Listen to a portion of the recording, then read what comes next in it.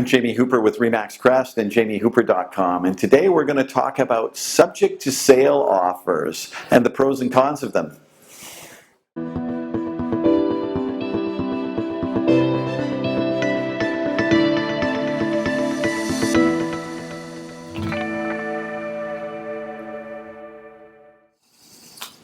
Something that's becoming more commonplace in the market today is we're starting to see subject to sale offers with more regularity than we've seen over the past 5 years. And the reason is, in a hot market, you won't see many. People don't have the time to write a subject into an offer to get their home sold in time. Well, when the market's busy, someone else that doesn't need to sell their home will come in before you and scoop you on that property. So now with the market slowing down, we're starting to see some sellers accept subject to sale offers. So let's talk about this from 2 points of view. Let's talk about it from the seller's point of view, first of all, and then we're going to go back and talk about it from the buyer's point of view.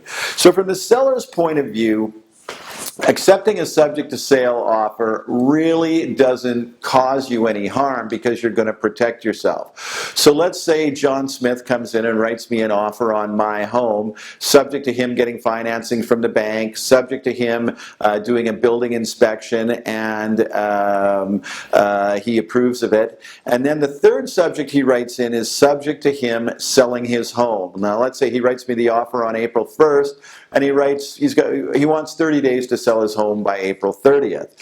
So I say, okay, John, we'll accept your offer. I'm the seller, and I'll accept your offer, but I'm going to put a time clause in there of 24 hours. And what that means is I'm going to keep showing my house to prospective buyers, and if one of them wants to write an offer on it, what we're going to tell them is, well, we have an accepted subject to sale offer on this property with a 24-hour time clause / shotgun clause on the property.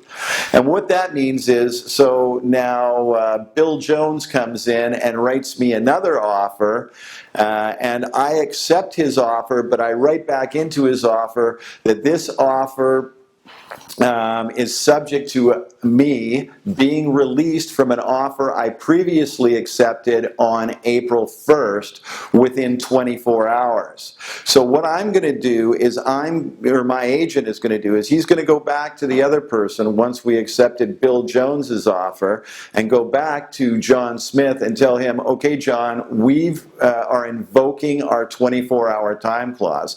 And that means John, or is it John or Bill? I can't even remember. What are you laughing at?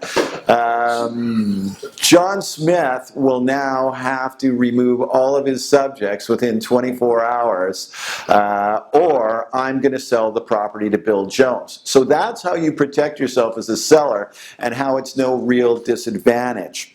What you don't control, and why you want to do that, is you have no idea, is Bill Jones going to overprice his house when he lists it? If he does, he's not going to have any hope of selling it by April 30th. He'll be like one of the 90% of the other properties on the market that are overpriced, and it's not going to sell anyway. So that's the importance of that time clause. From the buyer's point of view, I can only think of one advantage for a buyer to write a subject to sale offer.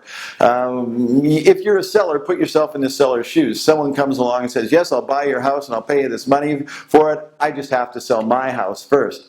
That's not going to get them as excited as if you come in and say, yes, I'll pay you this amount of money for your house and I'll pay it to you right now without those conditions. As a seller, you're going to get more excited about that. The only thing that I can think of from a buyer's point of view that gives you any advantage is, okay, maybe you've got the ability to own 2 houses at once. You're that flush financially, but you don't want to because there's costs involved with doing that. The only way I can see it's a buyer's advantage is if you're going to remove the subjects anyways because you like that house. If you get shotgunned in the time clause, you're going to remove that subject either way. That's the only way I can think it's an advantage to a buyer. Buyers sometimes like to do that because they think, oh, I've bought a house. Well, in my mind, no, you haven't bought a house. You've made someone a promise that you'll buy their house if you can get your house sold. So I don't really see it as being any advantage to a buyer. As a buyer's agent, I can go in and negotiate a lot better price for you if we're talking money now rather than if you manage to get your house sold in this extremely slow market. So the other thing from a buyer's point of view is, what happens if another house comes on before the time you get your house sold that you like better than the one you put the offer on? There's lots of houses coming on the market every day, so the odds of that happening are, they're reasonably good.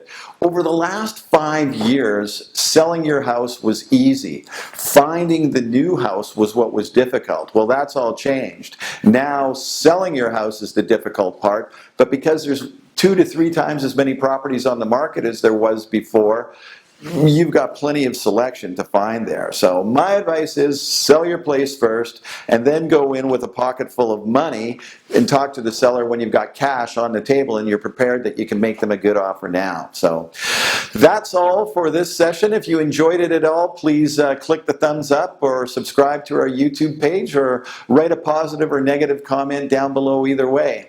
I'm Jamie Hooper with RE/MAX Crest and jamiehooper.com, and we look forward to speaking with you again soon.